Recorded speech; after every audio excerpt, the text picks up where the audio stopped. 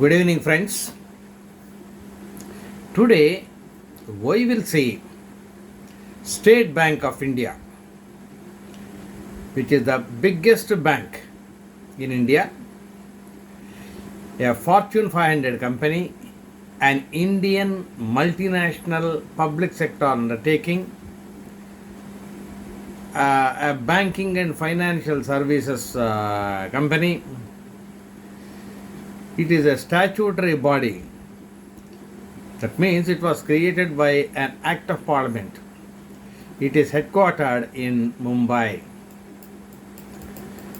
It has got a rich heritage of over 200 years. As I already said, it is the largest bank, commanding approximately 1/4 of the market share. Not exactly 1/4, slightly less. It services 45 crore customers through its vast network of over 22,000 branches, 62,600 odd ATMs, 71,968 BC outlets. So it is always innovating. Service is reasonably good. Transparency, ethics, politeness, sustainability. These are its mottos. The bank has successfully diversified into various businesses like general insurance, life insurance, mutual fund, credit card, debit card, everything. So it has spread its presence globally and operates across 31 foreign countries with 229 offices. So management team. Dinesh Kumar Khara is the chairman. C.S. Shetty is the managing director. Swaminathan J is another managing director. Ashwini Bhatia is another managing director. Ashwini Kumar Tiwari is another managing director. Alok Kumar Chaudhary is another managing director. So, because of its vast size, it is divided into so many divisions, each headed by a managing director or something like that. Capital adequacy ratio of State Bank is reasonably good at 14.50. Net interest margin is above 3.34%. Gross NPA has come down from 4.77% recently. We will see that. Net NPA has also come down from 1.23%. CASA ratio is around 45%. Market share, as I already told, 1/4 market share, virtually speaking 22.84% in deposits and 19.69% in advances. Loan book. Retail loans account for 39% of the loan book, followed by corporate 37%, SME 14%, agriculture 10%.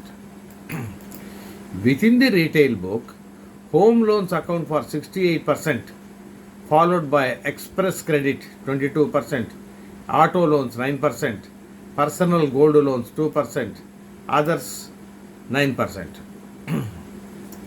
So the bank actually has a well diversified loan book exposed to various sectors. It is not dependent on any one particular sector or one particular company. Definitely not overly dependent on Adani. Top sectors include home loans 23%, infrastructure 15%, services 12%, agriculture 10%, etc. 75% of the corporate advances are rated A and above by rating agencies. 38% of the corporate book accounts for within corporate book also. Look at the carefulness. 38% of the corporate book accounts for PSUs and government departments. So NPAs are coming down, net NPAs are coming down. Corporate segment accounts for 59,400 crores of NPAs.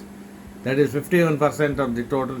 It's always like that, corporate defaults are more in almost every bank. That's why people prefer retail loans. The bank has got a global footprint of 233 branches or offices in 32 countries. USA, Canada, Brazil, and so many countries. Presently, overseas business accounts for just 3% of the total and 13% of the total advances. Deposits 3%, advances 13%. Government business, for that, SBI is the preferred customer for the government of India. It had a turnover of 52 lakhs 50,000 lakh crores and commissions of 3,700 crores from government business in FY20. Now it could have increased further also. Now the bank accounts for 40% of all PMJDY accounts, more than 12 crore accounts. Presently, the deposits from PMJDY accounts for 42,500 crores, that is 1.2% of the total deposits of the bank. The State Bank of India is focusing on digitalization, which is resulting in 40% of the asset accounts and 60% of the liability being added through digital channels. Now, being a very big banking company, it has got number of subsidiaries also, like SBI Capital Markets Limited, in which it has got 100% stake.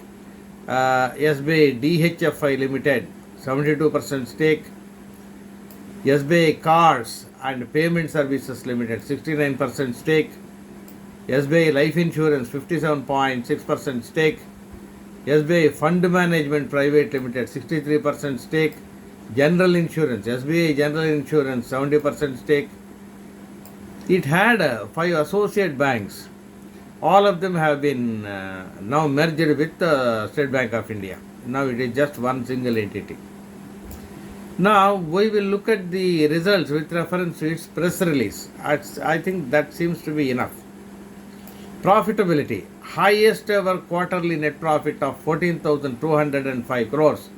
It grew by 68.47% year on year. Operating profit for Q3 is at 25,219 crores. That also has grown by 36.16% year on year. Return on assets at 1.08% has improved by 37 basis points year on year. The bank's ROE and ROA for the 9 months stand at 0.87% and 18.57% respectively. Net interest income for Q3 has increased by 24.05% year on year. Domestic net interest margin for Q3 has increased by 29 basis points year on year to 3.69%. 3.69% is very good. Of course, private banks, some of them are beyond that level, but within PSUs, 3.69% is impressive. Now, let us look at the balance sheet. Credit growth at 17.6% year on year. Domestic advances are growing at 16.91% year on year. Foreign offices advances has increased by 21.4% year on year.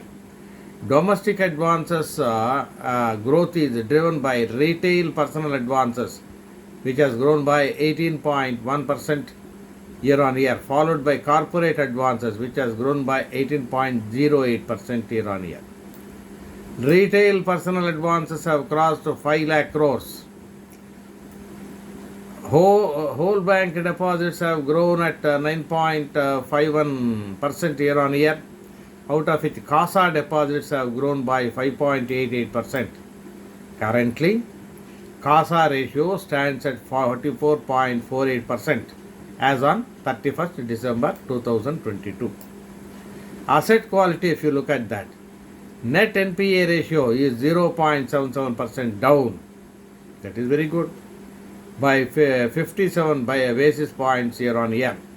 So net NPA is much less than 1%, 0.77%. It is almost like a private bank. Gross NPA is at 3.14%. There is scope for it to come down from that level. Provision coverage ratio, PCR, at 76.12% has improved by 490 basis points year on year. PCR stands at 91.52%. PCR means provision coverage ratio. Slippage ratio stands at 0.41%, very good. Credit cost is at 0.21% in Q3, improved by 28 basis points year on year. Now, capital adequacy ratio, CAR, at the end of Q3 stands at 13.27%. 64% of SB accounts and 41% of the retail asset accounts are now acquired digitally through YONO.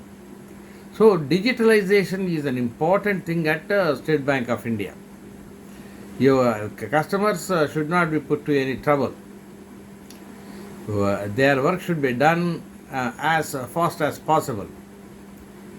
Share of alternate channels in total transactions has increased from 95.3% for the 9 months to 97.2% year on year.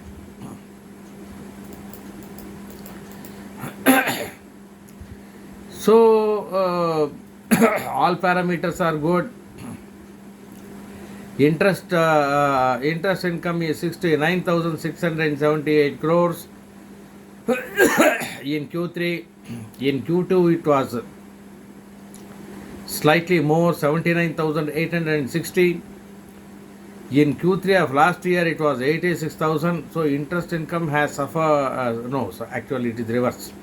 69,678 crores is in Q3 of last year. Then it became 79,860 crores. It has gone up in Q2, that is previous quarter. Now in the latest quarter it is 66,616 crores. So year on year increase is 24.31% and quarter on quarter increase is 8.46%. Now, so interest income has grown impressively, very well, 24.31% year on year, 8.46% quarter on quarter. It's very good. Interest expenses, interest expenditure is the highest, 38,991, that is same quarter last year, 44,676 Q2 of this year, 48,547 Q3 of this year. So that also has grown by 24.51% year on year, 8.67% quarter on quarter. Interest income and interest expenses both have grown impressively. That can't be helped. Interest expenses, partly it is driven by RBI's monetary policy. Net interest income is 30,687 last year Q3, then 35,183 this year Q2, 38,069 crores this year Q3. So that has grown by, we are more interested in this item, net interest income. Net interest income has grown by 24.05% year on year, 8.2% quarter on quarter. So net interest margin, it has grown. Last year it was 3.4%. In Q2 it was 3.55%. And in Q3 it is 3.69%. So that has also grown impressively. Operating profit, look at that, 18,522 crores last year Q3, 21,120 crores this year Q2, and 25,219 this year Q3. 36.16% the operating profit has grown year on year, 19.41% quarter on quarter. Loan loss provisions, 3,096 was in Q3 of last year, 2011 Q2, 1,586 in Q3. See, impressively reduced. Loan loss provision has come down by 48.76% year on year and 21% quarter on quarter. Very impressive indeed. Profit after tax, 8,432 crores was in Q3 of last year, 13,265 in Q2, 14,205 Q3 latest quarter. 68% it has grown year on year, 7% quarter on quarter. Gross advances has grown. See, 26 lakh 64,602 crores was in Q3 of last year. 30 lakhs 35,000 was in Q2. 31 lakhs 34,000 is that is so many crores. That is in the latest quarter. So gross advances have grown by 17.6% year on year, 3.25% quarter on quarter. So like that, all advances have grown, retail advances have grown, and corporate advances have grown, home loans have grown. Home loans have grown by 13.88%. The CASA ratio was last year 5.74%, then it went to 44.63, now it is 44.48. Slight reduction, it's okay. So gross NPAs is okay, and net NPAs also okay.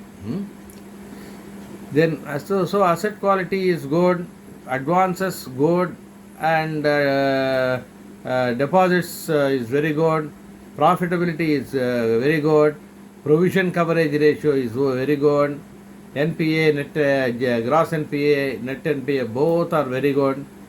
So overall, the bank has performed very well.